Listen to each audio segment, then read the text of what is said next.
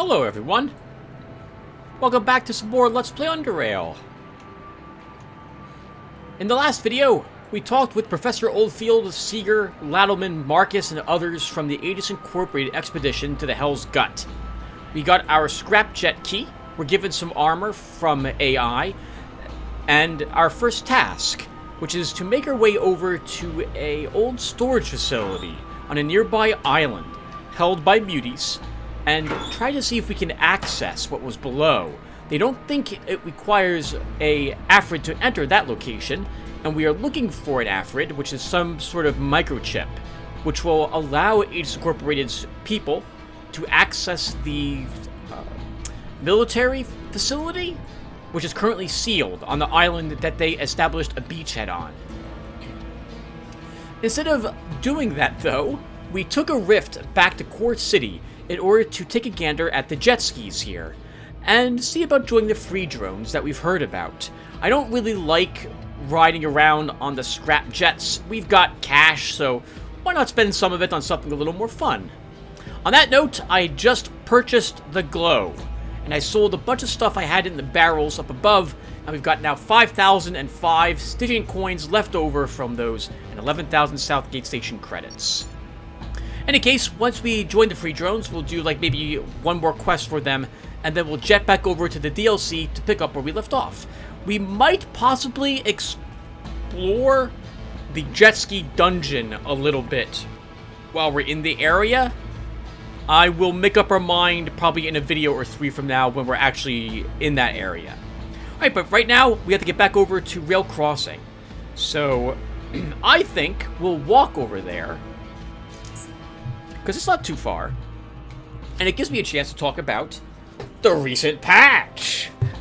Underrail had a patch recently, everyone, which fixed a few things, tweaked a few numbers, and then also added some new content to the game. I am really happy with the amount of support that Stygian Software continues to levy at Underrail. They are constantly still working on issues, adding new stuff to the game, and all free as well. Free stuff to the game.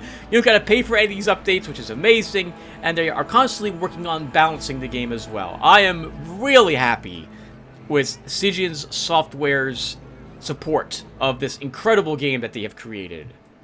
And I figured what we can do is we can talk about what the patch notes had in it as we walk over. So let's go ahead and do that. Sorry, I've just been looking at my equipment, making sure I'm happy with the equipment I've got on me, and I think I will be. Alright, so, first off, the general thing, so I have the patch notes printed, so I'm just going to go ahead and ramble on about them, and I'll talk, maybe I'll give my thoughts on it really quick as well as I read each sentence. So here we go. Oh, and by the time this gets uploaded, it's probably close to like July 20th, so most of you have probably already seen the patch notes now and are playing the game with it. So, with the patch installed, so this is way late to the table, but well, better late than never. So, I guess this is one of the interesting things about recording a game and having a nice backlog for it, is that if a game does get updated, you won't see the results of that update right away, because I'm uploading one of these videos once every other day so far to my channel. I'm babbling, no one cares. Let's go into the patch notes. So first off, they added a completely new way to gain access to the Institute of Chort. So we know, this makes it sound like we no longer have to actually join the Institute as a member of their organization. Maybe there's a way to sneak into the Institute instead. That's pretty interesting if that's the case. I wonder if we might have wanted to keep some of those old Institute robes when we took out those Institute members after they had raided the Cortec laboratory. It's too late now. I was intending to have Decker join the Institute anyway and work as an undercover agent, as that would be pretty fitting for Decker to do. He would have no qualms about doing that, I think. So, we probably won't see it in this Let's Play, but I like that idea. You no longer have to try to infiltrate the Institute. At least this is the impression I'm getting by that one sentence. So I like that. Reward items for joining preservation or investigation in the Institute of Chort. Oh, okay. So you get, I suppose, like an outfit if you join them. Or maybe some sort of other gear? You didn't really gain anything when you joined them previously. Each individual tier. Or the branch that you decided to join before you got to talk to Aiden. So, that's curious. That we'll see together. New dungeons and random fragments. Hey, nice! So we'll have to keep an eye open for any new stairs, ladders, or the like, which might lead us down to a place we haven't been at before. Maybe they added something down in that one crawler pit, which we just passed by. Maybe something to make it worthwhile going and investigating it, perhaps. Added another way to reach the caves beneath the mushroom forest. Also, drop some goodies inside the forest. Oh, very nice! So, the mushroom forest is the area in... So, spoilers, obviously. If you don't want to... Hopefully by now, if you don't want any spoilers, you're not even watching this playthrough any longer. So we're going to talk about it. If I haven't already mentioned, I'm pretty sure I have. Spoiler warnings all over the place. I'll be talking about, like, the end battle, the different organizations you fight at the end of the game, and stuff like that. So just a heads up. So, the Mushroom Forest is the... You have to go through the Mushroom Forest to get, like, that one special root or piece from like, the heart of the forest, so that you can create the gas grenades you need with it to break the seal of the sludge Chort has encased the final gate with, to allow you to access those final areas in the game. And you had to usually dream to do it. You had to get yourself plagued with those spores, and then have a dream where you floated to the Mushroom Forest's otherwise locked off from you area. You couldn't access it in any other way. And I remember being really frustrated by it, because it's alluded to, but it didn't make any sense logically as to how I would be teleported to an area from inhaling spores that I couldn't reach normally. I remember not liking that that gameplay decision very much. But once you know it exists, you just do it. It's no trouble. But the initial time, I had to actually look it up online after wandering around the Mushroom Forest for like an hour or two off screen, trying to figure out what I needed to do in that place. So, that's interesting, and we will try to actually find the other way into the Mushroom Forest if we can. Certain NPCs can now consume food and drink items outside combat. That's interesting. So I wonder if, like, Gorski will have a buff on him, that one drink he had in his inventory. If he still had it in his inventory before he begins the raid on the Black Crawler's base. Items. Shortest Rastful Armor resistance bonus versus bullets and shells changed to 100%, up from 75. Rastful Armor will now also reduce chance for wearer to be crit by Psi by 3%. Rastful Armor is no longer marked as unique, purple. You can now add spikes or serrated blades to sledgehammers instead of electroshock modules. Ooh, I like that. That sounds like that would probably add a little more damage and bleed to your targets. Not that really you need to bleed a target with the sledgehammer. I guess on the off chance it's got a few hit points left. But I never really had an issue killing something with the electroshock sledgehammer. Or just a sledgehammer in general when I was using Gabriel. Alright, hold on. We're here at Captain Herv. Let's talk to him. Yes? Even though the faces are gone, you seem troubled. Are there any other problems? I'm relieved. Believe me, more than it shows. But so many troubles befell Rail Crossing recently. That is the reason why I'm not exactly jumping with joy. We basically trade one misfortune for another. Is there something I can help you with? You know you can trust me. Trust is not the issue, it's just... Alright, I'll explain. Recently, we've had problems with an increasing number of attacks on Rail Crossing. Mostly by bandits, but hell, when you add the Faceless to that, the pressure becomes overwhelming. Regardless, even without these recent events, the attacks have become more and more vicious and difficult to repel. So, made a deal with the Protectorate some time ago, according to which they were to deliver us military supplies.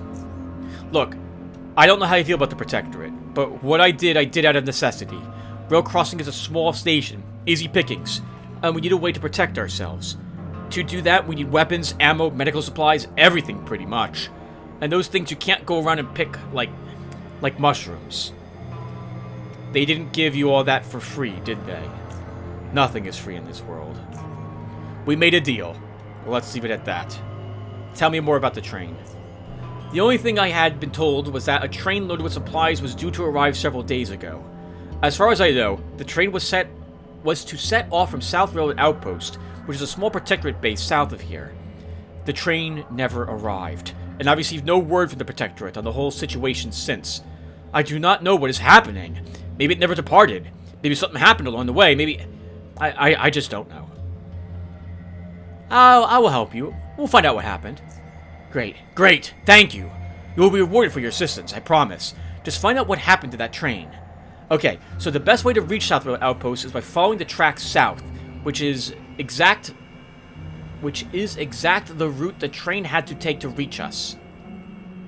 Return to me if you learn anything important, and please, be quick. Lives are at stake. I'll be here, in the office. Take care. Alright. So, this, talking with Herv, really makes me think that, indeed, these rooms we're traversing, like, I'm getting the impression that some of them, for example, like, maybe not Core City, but the places in Southgate Station would be an exemption. But I'm getting the impression that there is some distance between them, and that we can't realistically walk from Rail Crossing to South Railroad Outpost in like 10 minutes, right? The train would start up, it would travel like a minute, and it would be here, right? Things are not that close together in actuality in this world. It probably would take, judging from the talk we just had, maybe a day? Maybe, well, a day would be several hundred miles.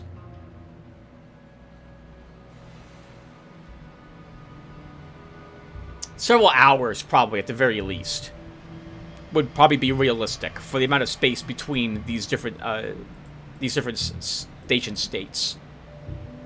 At least that's the impression I get from talking with them.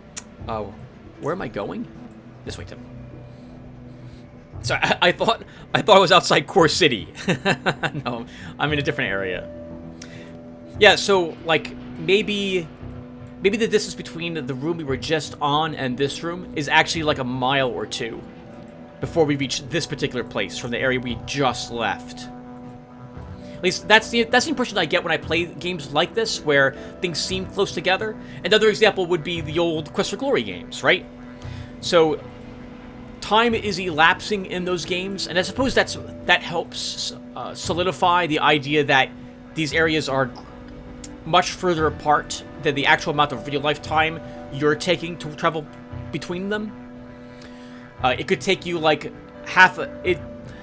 the in-game time for the Quest for Glory might be like, it's dawn when you wake up, you go, you get some water from the Central Plaza fountain, you get some food, you head on out to the Oasis, and by the time you rest an hour, it's now mid-afternoon, or it just hit noon.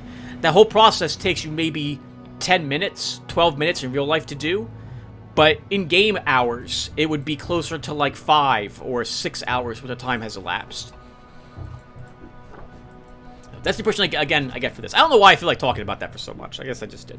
I'm so sorry you had to listen to me ramble on about it. Alright, let's get back to the patch notes. Added a set of new luxury items to the world. Some of these are unique. Interesting. We'll have to keep an eye open for them. We have already, maybe fortunately or unfortunately, we've done a whole lot of exploring, and I doubt the game has repopulated. I doubt it has repopulated things we've already searched. Now, there is, by the way, hold on, we're going to stop here because we want to join the free drones. And something new has happened in this room. This area has become accessible to us now. Normally this gate was closed. So let's see what's happening up here.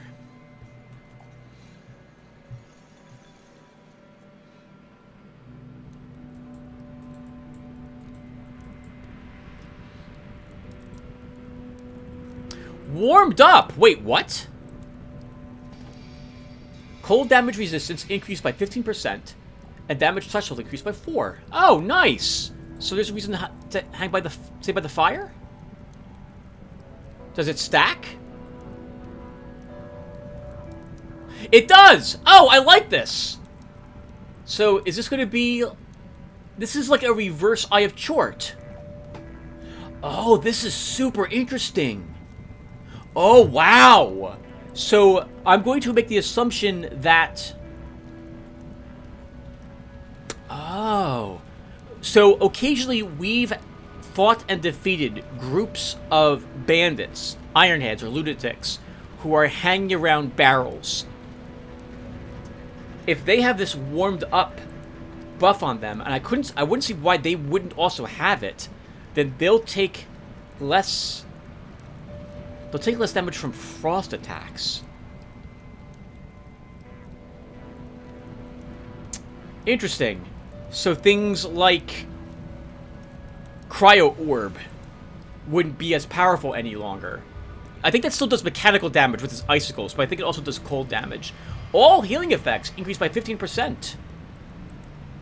Oh, that's pretty cool. Hey, I like that.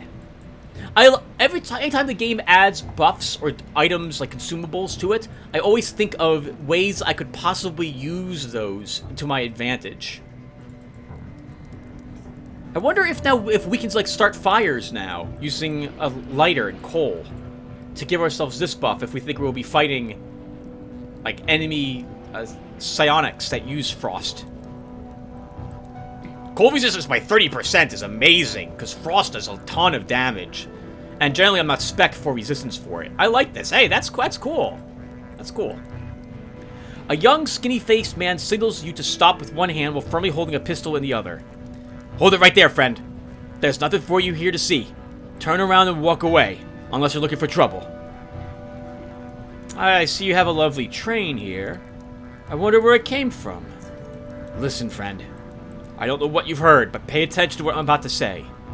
We're all being manipulated by the Protectorate and their brainless puppets. You, me, our friends and family, everyone. Please stay out of this. Don't be a fool. We are not your true enemy. Are you the Free Drones? I've heard about you before. Yes, and you've probably also heard that we're fighting against the Protectorate oppression. The same faction that destroyed Biocorp, that enslaved North Underrail, and has committed so many atrocities and fed itself upon this large... Is that right? One second, everyone. That has committed so many atrocities and fed itself this large with the corpses of those who would not conform and obey is here now. Well, we don't want them here, or anywhere else but hell. And we are standing up to them, because we ain't a bunch of Quakers. So, we don't have any Persuade, so we can't say this. So, this is a way in which we could... If we chose this option, the Free Drones... If we had Persuasion required, we could convince the Free Drones to let this train reach rail crossing. And...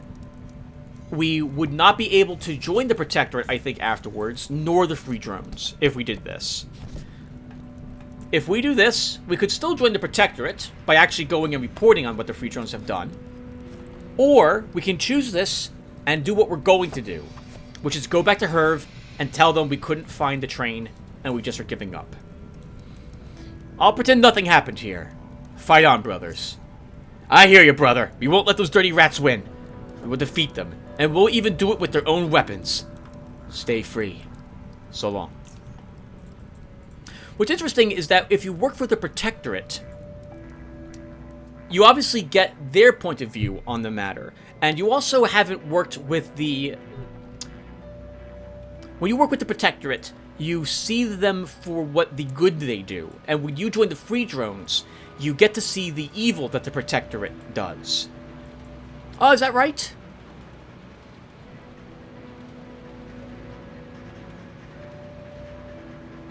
Possibly. It's interesting. You can see these factions' motivations from their different points of view. And I like how it's done, because neither side is overtly evil, nor are they good. the free drones use terrorist tactics, blowing up areas and possibly injuring innocent civilians when they do so, although they tend to try to avoid doing that. The Protectorate uses torture and will totally imprison and torture those people who they view are working for free drones, and they're going to squash smaller stations to bring them under the control of the Protectorate for the greater good. It's very interesting, and I like how both the factions played out. I had joined the free drones once or twice in the past with different characters of mine, but I'd never had played the Protectorate at all until I did it when I was playing through this game with Gabriel last year at this time. Alright, so... Yep, we're going back, and we'll talk to Captain Herve. Then, I think we'll walk back to Core City. We can talk a little bit more about the patch notes. And we'll go out to the train station there, and we should be approached by a member of the Free Drones with a task to do if we want to actually join them. And we're totally going to do it. So, let's first talk to Captain Herve. We'll talk more about the patch notes in a few more seconds, guys. I guess, while I'm here, I guess I should look at the owner's, the shopkeeper's inventory to see what they have. You know, it also just occurred to me, we haven't done any of the DLC stuff yet. Not really, right? We just did the defense, we talked to all the people, we haven't done anything else. I'm curious if any of these new luxury items will now show up over there. Yes, I tried everything, Herve, but the train is impossible to find. I'm stopping the search. Hold on. I think we still have a chance. Maybe there are some clues that can point us in the right direction. I see.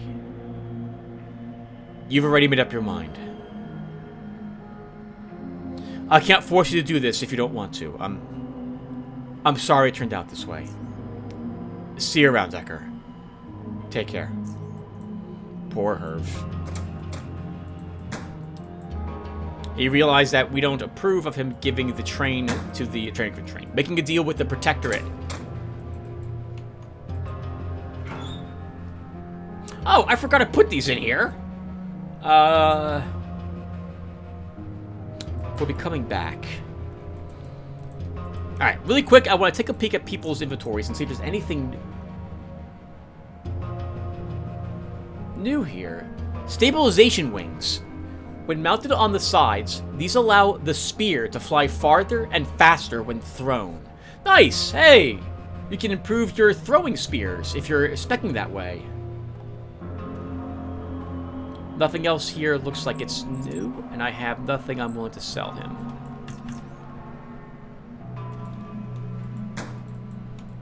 Oh, while we're here, let's make good on some debts. Aye, you! Me? You! You owe me money! He pulls out a notebook, flips a page, and starts reading. You and Dude had 13 bottles of brew, plus 4 bags of hardcore chips, and paid for none of it.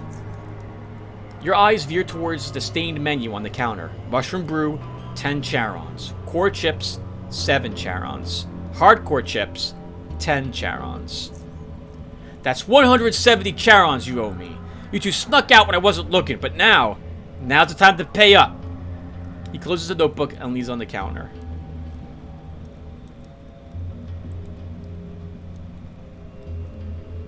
So, we're not going to guilt trip him. Decker also doesn't strike me as someone who would... well, he's a... Pardon my language. Well, he's a bit of an asshole. I think he'd pay if he owed money. So there's so little information about Decker other than the hour or two I used him in Invisible Ink. Someone actually in one of my comments, I forget who it was, asked about they mentioned, like, I don't know anything about this Decker character, so could you explain a little bit about how he works? And it occurs to me, like, I can't really do that very well, because I'm not sure there's a lot of information about on him. So I'm using him as a bit of a jerk, a bit uncaring towards his teammates. As long as they don't get in his way, he's content and happy with them. But he doesn't really care about cash as much as I did with Garrett. Now, that said, I took pickpocket, so I am picking people's pockets, and I'll take whatever I can from them. But money is not the end-all, be-all for him. It's about getting the jobs done, and about the excitement of completing and going on these missions, and seeing if he's good enough to get them accomplished. Like, being challenged, and then proving that he can actually rise to the task and accomplish those tasks that are put in front of him. In any case, when it comes to cash, I think he would pay. Here you go. Give him 170 Stygian coins. He counts the money and looks back at you after confirming that the amount is correct. Oh, that's good. We're good. You and I. But tell dude, I'll pour him some rat poison next time he tries something like this. Dig? Well, he half smiles. Is there anything you want? You're paying for everything on the spot, though. Yeah, let me see what you have. No, we're good. We're good. I'll take another cave hopper steak.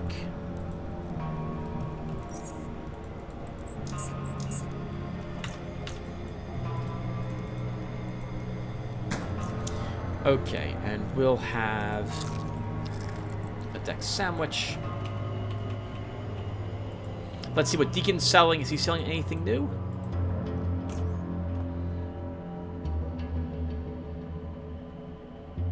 Level 13 Ninja's Happy Boots are nice if I care about stealth.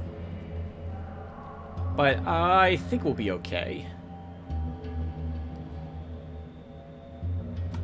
How's my lockpicking situation? How many MK3 lockpicks do I have?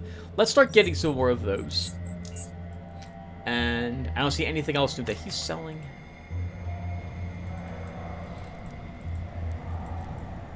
We'll stop in and talk to this gentleman whose name I forget really quick. Hello, Miles. And he's not selling anything new either.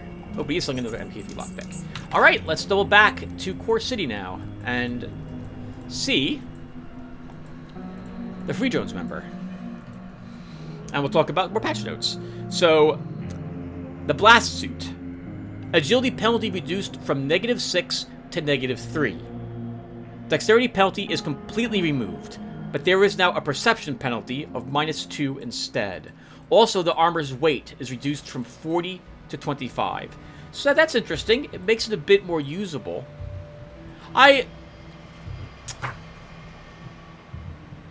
So, when it comes to the... I don't think the Blast Suit is a unique item, but it's an item that you...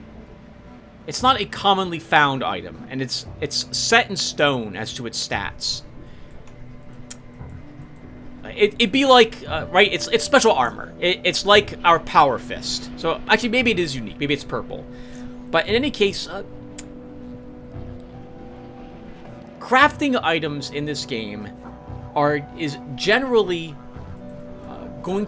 you're going to see more of a improvement to your character with crafting than without crafting.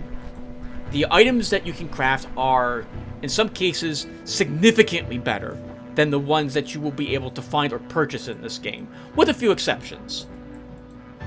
Some areas that can spawn high-level loot might give you something that's really nice, some really good armor or a weapon, but still, not every option which would be available to you with crafting will be available with those suits of armor or those weapons.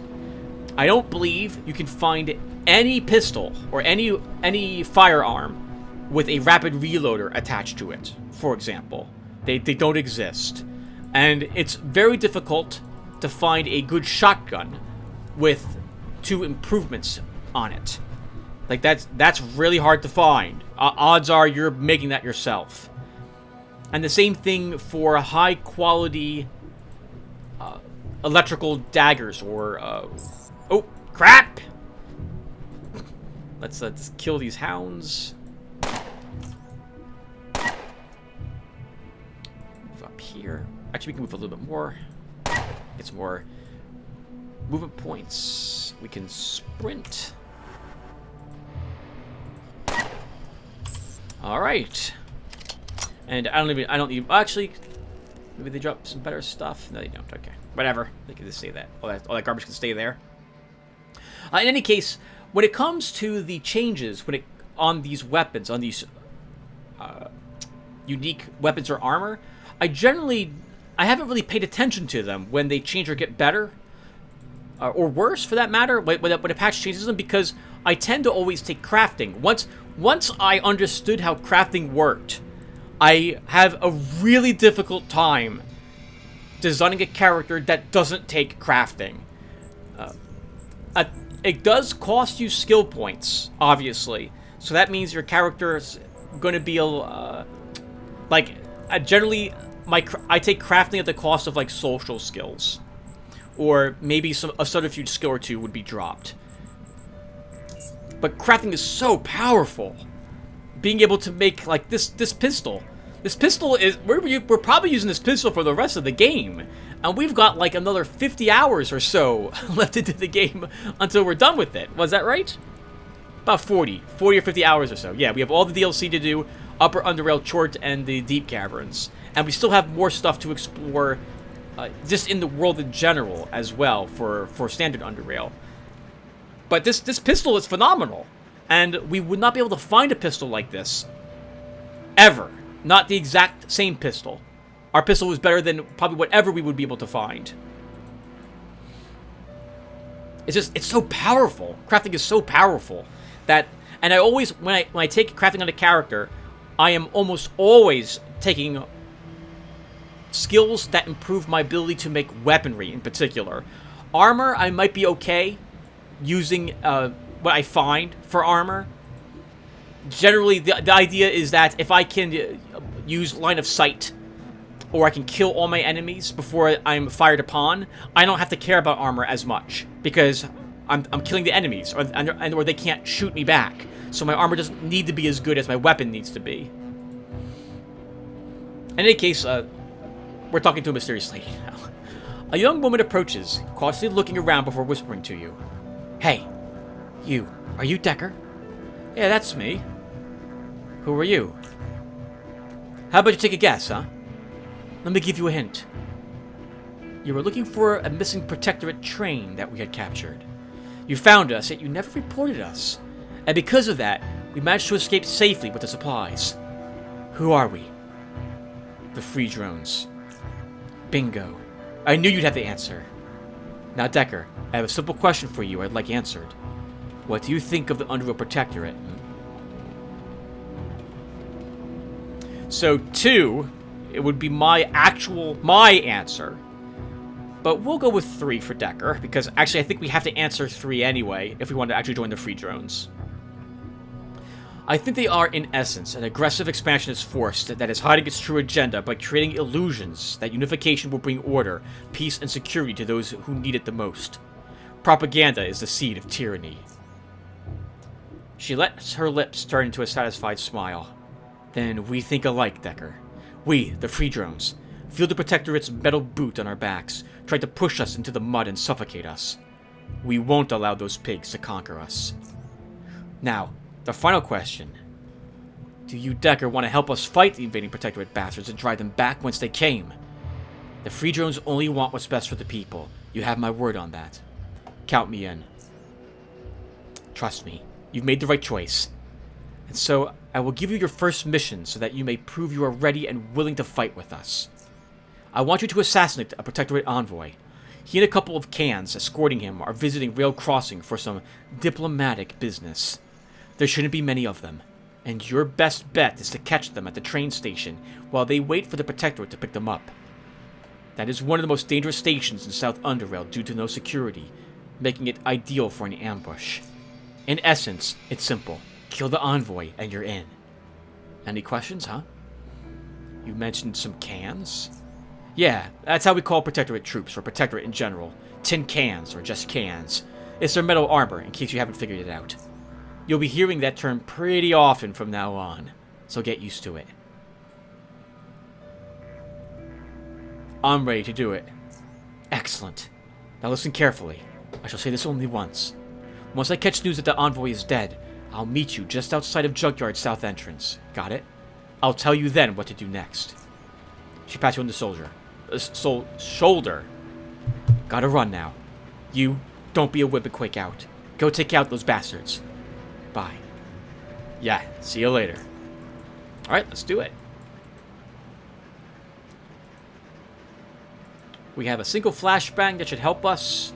And I don't think this will be too difficult. This will be our... Well, we've killed people in metal armor before. We have enough W2C rounds to do this. Oh yeah, absolutely.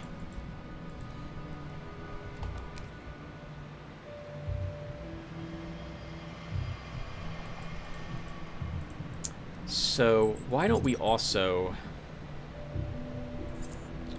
We'll wear the Grey Army outfit for this.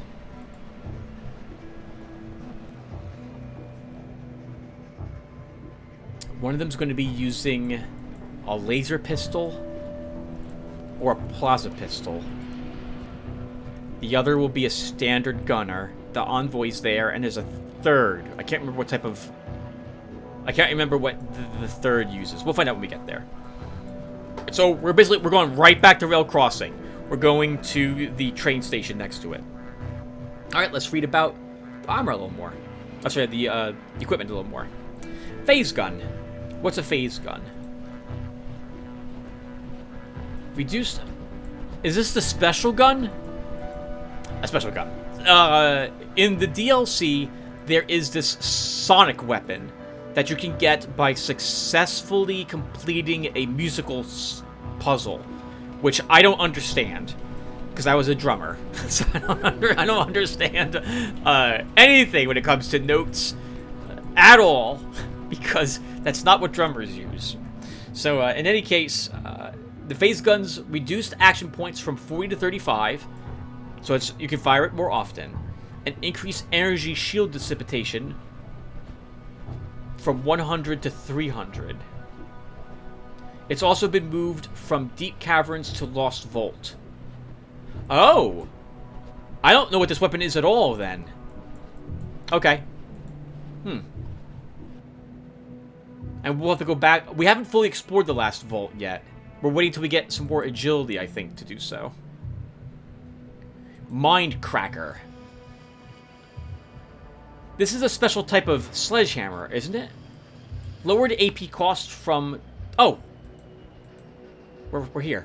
We want to be here. Alright, hold on. This is the place.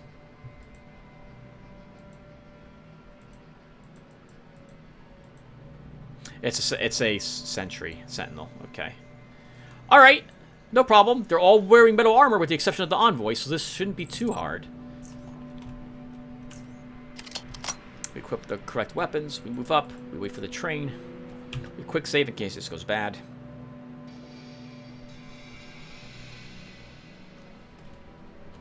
Alright! And we do it! Well, that didn't work out very well. Let's move up.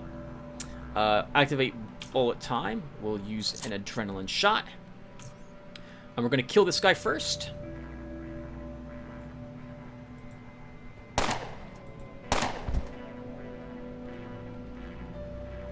We'll run over here.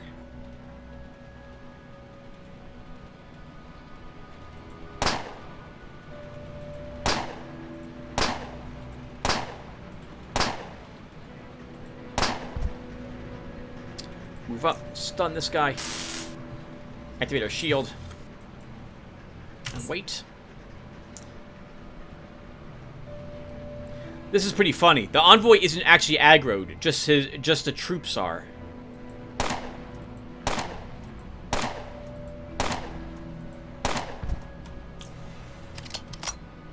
We can still talk with the envoy?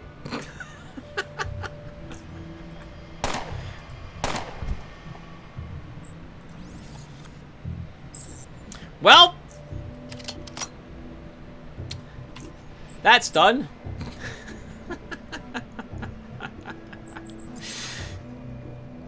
I'm constantly amazed at how good this build has been so far. And that was just pistols. Like remember, we're not super spec'd for ranged combat. We are a hybrid. We are melee guns. And it's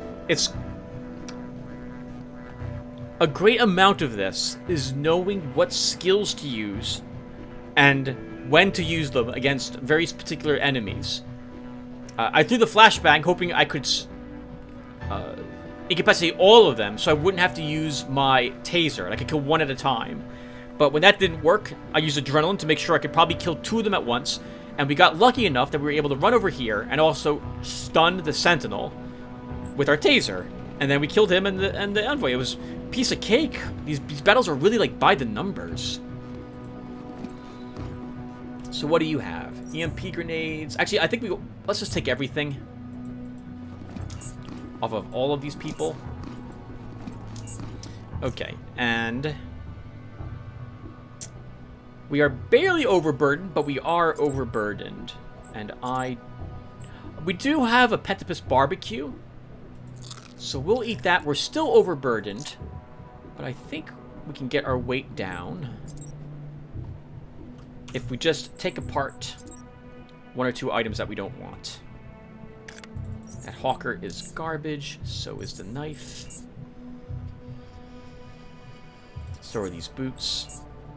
Okay, so let's go to the junkyard.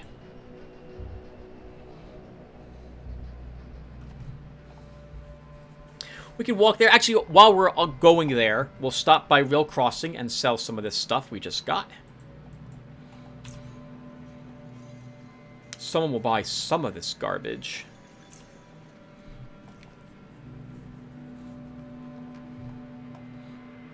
Alright, and let's keep talking about the patch notes.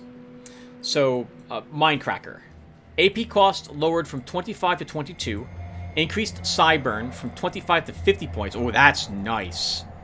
Chance to apply psi inhibition increased from 25 to 30%. And replaced the resolve penalty with massive penalties to psi skills, regeneration, and max points. That's great.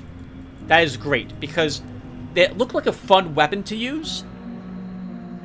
But I didn't like the resolve being lowered, because that means, like, you don't... Resolve is useful for any character, right? Because resolve affects your ability to resist things happening to you. Stun, incapacitation, mental stress, reduces damage or duration of certain psionic attacks that target the mind directly, like fear or the like. And you'll buy that overcoat. Do I have... we'll just sell it straight as it is. And I think we probably can sell one of the guns here. I forget your name again. Miles. There we go. I can't sell any guns, but you will buy this vest. So we'll take some cash for that. I guess let's look at the area. Let's visit Buzzer and sell the shield to him. So normally this is what I would be doing if I wasn't recording the game. I guess I'm doing it even though I'm recording the game. Is that I don't mind and greatly enjoy just walking around to the different stations in Underrail and selling stuff to them as if I am a traveling merchant, bringing all different weapons or pieces of armor or trade goods to these different locations. And I would do this before the DLC had been released. It was just fun, relaxing to do. I would put on a podcast in the background while I was out walking around doing it over and over and over again. And I still like doing it. Alright, so we have a Hornet for you. And... oh, hello! Buzzer is actually selling a fantastic plasma core. I absolutely want that. Quality 140. That's about as good as it's going to get. So we want that. You can get higher, but it's pretty hard to find a higher plasma core. That's the rest of this cash. He doesn't want anything else. Okay, so let's... can I get this? Alright, thank you, Buzzer. Interesting. So, Buzzer's equipment, after we got... I think, after we got our house, after we progressed the story, main story, enough. Now he's selling better components as well. Super useful. Speaking of components, by the way, I got a question about... I got a question regarding what good are lower level components, or... Oh, no, it was about how once you complete the Foundry quest, how the quality of the metal components there jumps up. And it's a shame, because if you want low-level metal components, it's tougher to get them from Foundry after that fact. Why would you want lower components? Because caltrops, traps, like bear traps, to make them, they don't care about the quality of your metal. They just want metal. So, if you want to make 5 burr-poisoned caltrops, you need a vial of burr poison, and you need some metal sheets. And if you paid $200, 200 charons for those metal sheets for quality 137 metal sheets, steel plates, actually it would be closer to like 137 charons. But if you paid a lot of charons for them, like, that's not worth the price. It really isn't worth crafting them if you're spending all that money on metal sheets. But on that note, you can get cheap metal components from Junkyard. Junkyard tends to sell lower quality goods in their stores. So if you're looking for stuff that is low quality, just because you need it for the recipe and you don't care about the quality, in fact you want as low as possible, Junkyard's probably where you want to go. Southgate Station also has a very wide range, from as low as like 13 to some high-end quality components for you if you're looking for crafting gear and you want either low or high quality stuff. Alright, let's go back to this. So, we talked about resolve penalty with mass penalties to size skills regeneration max points. Also moved to a mysterious new area. Ooh. So maybe there's something new in Upper Underrail we'll be able to find out. I'm looking forward to that. Quake. Lowered AP cost from 25 to 23. That's interesting. So nobody can swing it twice. They can still only swing it twice. Oh! Can you swing it... If you have the Sledgehammer lifting belt, that reduces the swing cost by 2. And then if you've got the Tabby boots, that's another 1. So then it's 40 to swing it twice. I think. Is that right? Is it 5 less with the lifting belt, or is it 2 less? I can't remember. But you might be able to slip in a 3rd swing. Or at the very least, use a combat drug of some sort. And then swing the hammer. Twice in the same round. 3 times with pommel. Jawbone. I think Jawbone, I think, is... Hello? Oh no! What happened to you? Please, help me, says the man as he reaches for you with a bloodied arm. His fingers spread wide. You see numerous wounds on his body, open and bleeding, each one a partial contributor to the large red pool in which he stands. But it is the wound you don't see that is the most threatening, the one which he firmly presses with his other, trembling hand. He pleads again in a fading voice. I'm dying. Stand still while I bandage your wounds. Thank you. Let's see.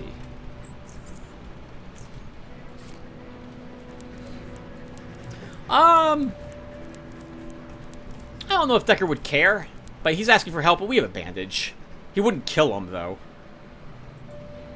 Like, Decker wouldn't just shoot this guy in the face because he's wounded. I don't think he would do something like that. His wounds mended, his pain relieved, the man speaks to you with re-emerging liveliness. Stranger, thank you. I owe my life to you. If it weren't for you, I'd be a rotting corpse now, and thank you. Thank you. How can I repay you, friend? Well, got some coins? Of course. He reaches through his pockets. I had some money, but Damn it, I must have lost it somehow. After having failed to find the money, he pauses to think. He looks at you, then at his bloodied belt. Without any hesitation, he removes it. You know what? Take this belt. It's a bullet strap belt. If you don't want to use it, you can at least sell it. That's all I can give you, sadly. Thank you.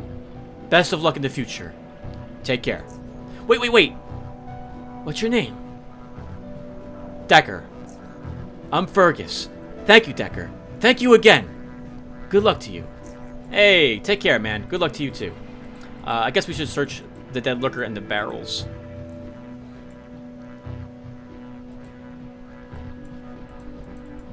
I feel kind of filthy asking for money. I think it's what Decker would do, so we'll do it. Nothing else in there. I've talked about this before, but something with me and whenever I play a video game is I have a really hard time playing a character with a certain way. I always play like a nice, selfless type of character. I don't like playing. Well, that's one way to phrase it. I have a really hard time playing a character who is mean or in particular would do something evil. I have a much better time watching other YouTubers or bit shooters do that sort of thing. Okay, we're here for Junkyard. This also means all this comes out off of us. Alright, back to this. Yeah, so I think Jawbone is the crossbow that the Rat Hound King uses. So the minimum strength got dropped to 5, which is good. Most people who use crossbows probably as their main weapon of choice probably do not have a great strength as well, because crossbows don't require you to increase your strength to wield them. And increased damage from 2560 to 3070. Meeting the 7 strength requirement reduces AP costs per shot by 3. From 25 to 22, and boosts intimidation by 15. Oh, that's nice, actually. Even though we were just talking about crafting, and how I think crafting gives you the best equipment in this game, I do like seeing the improvements to some of these more unique items. It means that people who don't take crafting would see a greater reward using these. And that can be good. It might make non-crafting builds a little more attractive. It's so hard to give up crafting. Once you do it on one character, assuming you're gonna play the game again, you'll have a hard time convincing yourself that you don't want crafting. Being able to make incredible grenades. Hey, K2. Sit, boy. Okay, that's it. Alright, sorry. I was curious if K2 acted any different. He does not act different. Len! How are you, sir? I might have some things for you. First off, these are not things for you. You will buy the metal armor. Well, I think we'll full repair it first. I don't think it actually will be worth full repairing, but we're going to do it anyway. Let's see. Let's put these back on us. Okay, so let's use this on this. 6,800? 6,000, yeah, that wasn't worth it. Okay, well, too late now.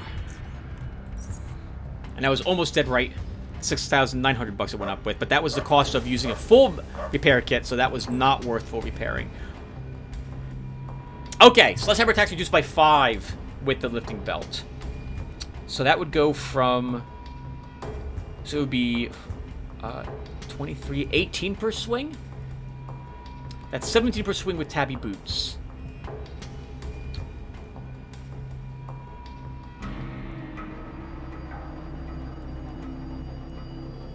Can you swing it 3 times? I can't do the math in my head. No. You just barely can't with 3 times with that reduced cost. But you could use combat drugs. Okay. Let's go ahead and just do this. Most of your cash. And we'll sell this as well.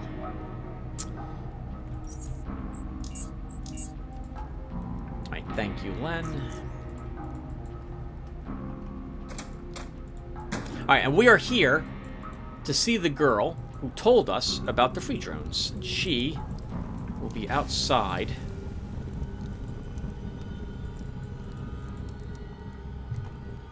Of Junkyard.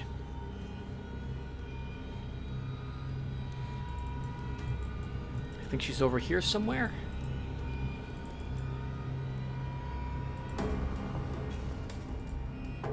You agreed by a slow clap. You did it, Decker. You did it. I did it. Yes, you did. And you did it oh so well. You've proven to us that you are willing and worthy of becoming a part of our family. We don't have riches. We don't have power. We have to live in constant danger. But we have humanity. We have honesty. And we have the will to send the evil protectorate into oblivion. And we will do it together. Let her continue. Now it's time to meet the rest of the family. I want you to go to the Free Drone's base in the underpassages. The simplest way to explain how to get there is to find the underpassage entrance just south of Rail Crossing. Then go west, and you'll come up to a locked door with an intercom next to it. Use the intercom. The password is delectable. Got it. Delectable. Great. Just be careful. The underpassages are full of lurkers. I gotta move. You have any questions before we depart? I never learned your name. It's Sarah. Sarah Aline. Nice to meet you. She smiles. Alright, I have no further questions. In that case, good luck, brother. I'd lead you there, but I have some important business here. Goodbye, and stay free. Stay free. Hey, that was just one experience point. So I kind of view the... In this instance, I'm viewing the... Well, is that right? I was about to say, I view the Free Drones as the Invisible Ink Corporation, but that wouldn't be correct. That would be Oculus. But the Free Drones dislikes the Protectorate, which is somewhat similar to Invisible Ink working against the Megacorps in the Invisible Ink game, which is why I wanted Decker to join the Free Drones. Am I making any sense? I think I'm making sense. But the Protectorate isn't really a Megacorp. They're a government that we're going up against. Alright, so here's the plan, everyone. We're going to now go... we're going to go back to Rail Crossing. And we will go to the Free Drones base. But we're going to stop there, because I can't believe it, but I think we've been playing for almost an hour already. So we will wrap up this session when we arrive there. There's going to be a lot of talking in the Free Drone base as well, everyone. Just a heads up. It'll be another. It'll be just like the Aegis Incorporated episode that we just did last time. I have the weapons. I have nothing on my hot bars. All right, let's see. So let's do some more patch reading. Expedition. We're still talking about items. Industrial powered exoskeleton. So that's the special armor which you can find off a powerful mutie in the jet ski dungeon. I think that's it. Activating it now gives 3 extra strength instead of 2. Oh, nice! So with that, you can now wield Baylor's hammer without needing to. I think before you had to activate it in order to have just barely enough strength. If not, you still had to use like food to give you that 20 strength to use the hammer without penalty. I think that would let you use it without any penalty now, without having to eat strength food. 40 MP instead of 25 movement points to offset the... nice, good. I like this as well. That was something else I thought I had a complaint with, was that the armor has a big movement penalty. Wearing it, armor penalty. And so it had 25 extra movement points, but it didn't matter. It didn't give you enough movement points to really take advantage of the strength. If you're a strength user, odds are you're wielding a sledgehammer, or a sword, or a spear, or wearing heavy armor, and so you're probably used to crafting armor at that point with better armor plates. Hold on. What's the quickest way to get there? The train tracks. So, any case, I like that. That's making it more attractive to use that armor. The agility penalty is removed. Good. Nice. It now won't affect your initiative, and you get to keep even more movement points. The drill attack AP is also reduced from 40 to 35. Nice. All upgrades. I like that. Expedition. Makeshift chrono repeater. I don't know what that is. Skill Malice no longer affects temporal manipulation itself. I do not know what that item is, nor do I know how it interacts with temporal manipulation, so I can't say more about it. Change the duration of Hypercerebrix to 8 turns, up from 5. That's nice. You might have remembered that Gabriel and I think Garrett both did some incredible late-game crafting. I think Garrett, when he had left Deep Caverns and began exploring some of the optional DLC stuff that was added later on, in particular the jet ski dungeon. And with Gabriel, I think it was in the Deep Caverns I had some Hypercerebrix, but I can't remember. In any case, this makes it a little easier for you to get that crafting in. Because increasing your intelligence, which is what Hypercerebrix does, increases your crafting skills just enough that you might be able to use some incredibly high-level crafting components if you otherwise wouldn't have the skill points to put into it. So that, basically, you go down to your workbenches, you get all the materials you need right in your inventory, use Hypercerebrix, and then you have about a minute to do that crafting before the Hypercerebrix runs out. Added spear component that increases thrown damage and range. Oh, we just saw the range one. So there must... I don't think that... Did that also increase damage? I don't think it did. So that's interesting. So there's another one that increases its throwing damage. User interface changes. Oh, what? You can no longer see the silhouette of unobtained oddities in their window. Oh! Interesting.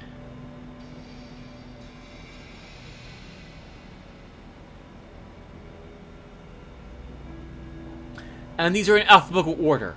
Okay, gotcha. I don't know how I feel about this. A part of me likes it because it's easier to see which ones you have found. And possibly see... I wish there was a filter here, or I could say, only show me the things that I haven't maxed out.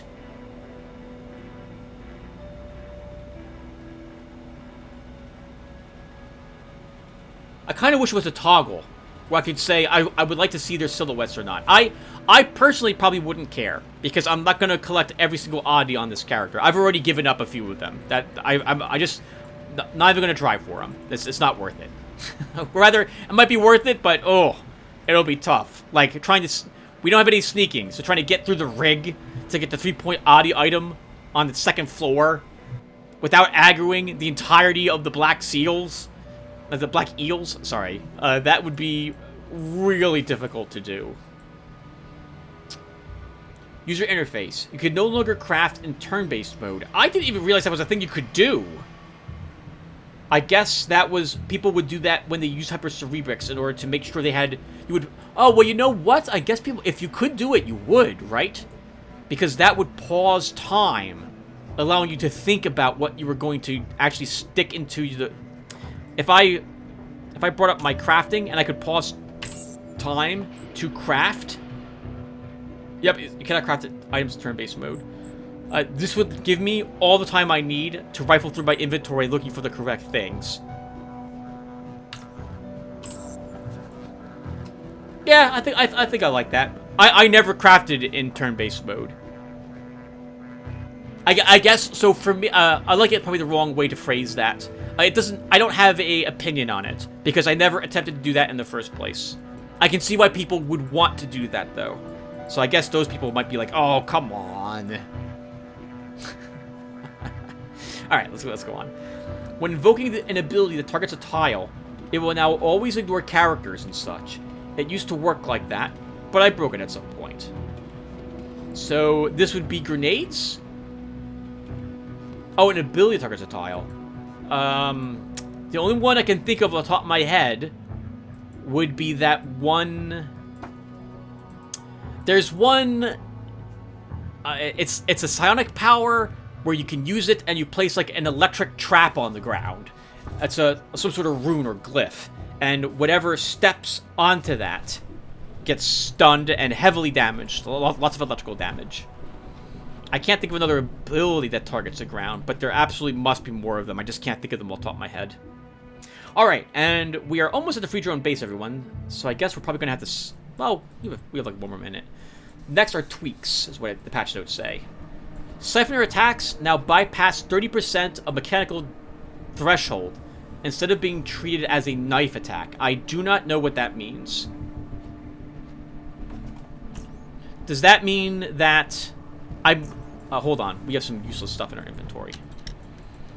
I'm guessing that means that it used to do more damage if it actually got past your threshold.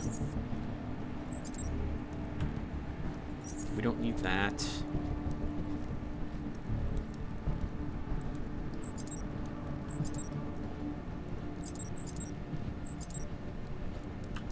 We don't need a trap. Ooh, I like to look at the glow key. Okay. We're about to run out of our Pentapus barbecue, which is why I'm suddenly concerned about our weight, but we're still fine. Yeah, so knife attacks do more damage to the target if they bypass the threshold, so maybe they had coded such that it gave it an equivalent of it had a knife attack of some sort, and now they changed it to do some other type of damage, some other way to circumvent a certain amount of damage resistance or threshold. Siphoner initial siphoning hook attack deals 50% more damage, but siphoning is not performed if the target resists all mechanical damage, instead of it only being cancelled if the attack misses. Oh, interesting. So if it does 0 damage now, it won't actually be able to siphon anything from you. It wasn't able to penetrate your armor, but they increase the chance that it will actually penetrate your armor. Killing the Mushroom Forest boss will now also kill the spore turrets above it. Oh, wonderful. That was so annoying. That was so annoying. I hate spore turrets. They do a lot of damage, so I'm glad to see that if you kill them and then kill the boss, they won't come back. Halved the number of spore attacks necessary to dream. Stacks. Okay, good. I think it was 60 or 40, so now it must be 20 or 30. Echoing Soliloquy. So that's the ability you learn to allow you to resist the Eye of Chort, or Unnerving Presence debuff in the Hollowed Earth area. It now gets a buff from Persuasion, applied at the moment you obtain the feat and remains constant afterwards. Oh, interesting. Now, granted, you can crawl around deep caverns without needing to ever fight any of the Chortlings. But if you don't know how to do that, or you don't, if you're playing a little fast and loose, that could be helpful. Improve the layout of Gubbin's gang in Upper Underrail. Oh, I think we killed Gubbin and his gang already, but I can't remember. Added a new way. I guess let's read the rest of these tweaks. There's like 5 more of them, and then we'll talk with the free drones and we'll end the session. Improve the layout. Oh, sorry, I read that already. Added a new way to help the rejects, if Neville survived, and did some general improvements and tweaks. The rejects.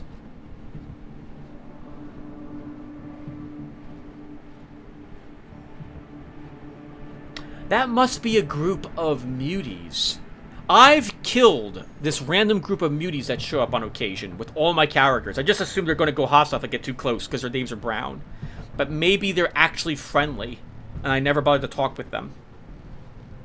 Overhauled elevator access areas and increased the loot quantity and quality inside the residential office building. I don't think I've ever broken in there. In addition, it increased the hacking requirement to get inside the building. I think that's right next door or close to our player housing, is what they're talking about there. I don't think I've ever been in that building. Added new loot to the lower passage's early game fragment dungeon. Okay. It's way too late for us. We've already explored it ages ago now. Toned down item quality sold by Booth. Oh, okay, so he no longer probably sells fantastic cave hopper leather or the like any longer. It's probably okay now. Expedition. Added another shortcut to Nexus of Technology for those who have visited Crimson Meadow beforehand. I think I always do it in that order.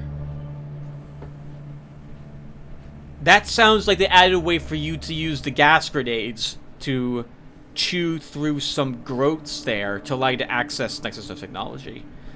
And finally, well, there's more as well. There's bugs, but we'll read them next episode.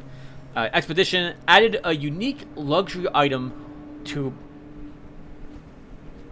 Matrius Ludenloff. I do not know who that is. That sounds like that's probably a pirate. Alright, let's say hello to the free drones. A male voice is heard over the intercom. I just ate a mushroom cake that took quite some time to make. Boy, I ate it fast and had a blast, because it was delectable. Correct? Go on in. The dog cautiously approaches you, displaying neither signs of aggression nor submission. It positions itself a short distance from you while maintaining the clinical stare, perfectly calm and focused. It awaits for you to make the first move. Who's a good doggy? Are you? Yes, you are. Yes, you are. Come here. The dog observes you for several seconds before taking a few steps forward, each step more confident than the last. Its eyes are still fixed on you, however, but the feeling of threat has now greatly diminished. In fact, you get the impression that it was never really present, and that it was simply a misinterpretation on your part. And as a subtle wag of the dog's tail reinforces your thoughts, all your worries disappear. Suddenly you hear a male voice in the distance. Laser! Come here, boy!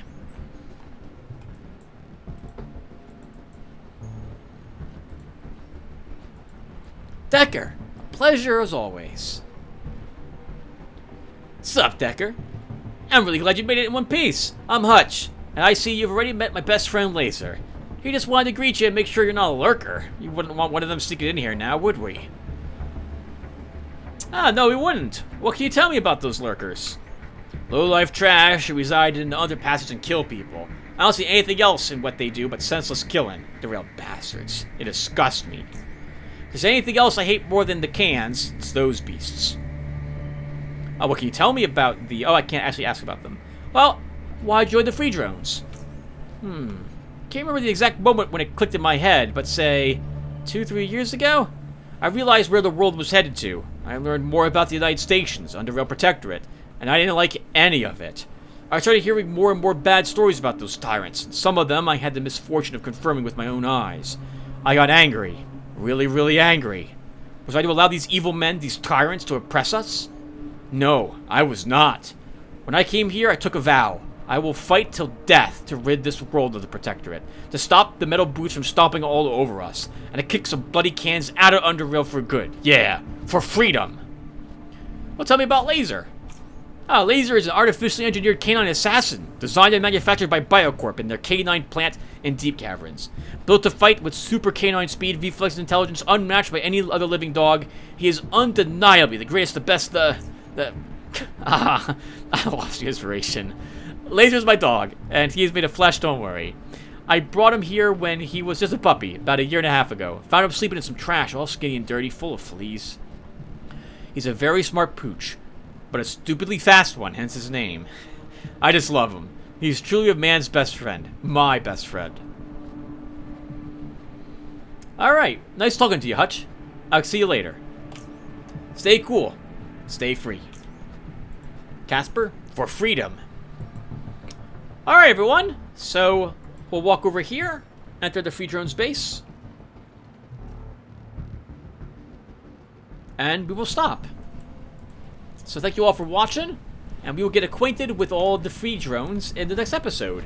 So, take care, everyone, and I hope to see you there.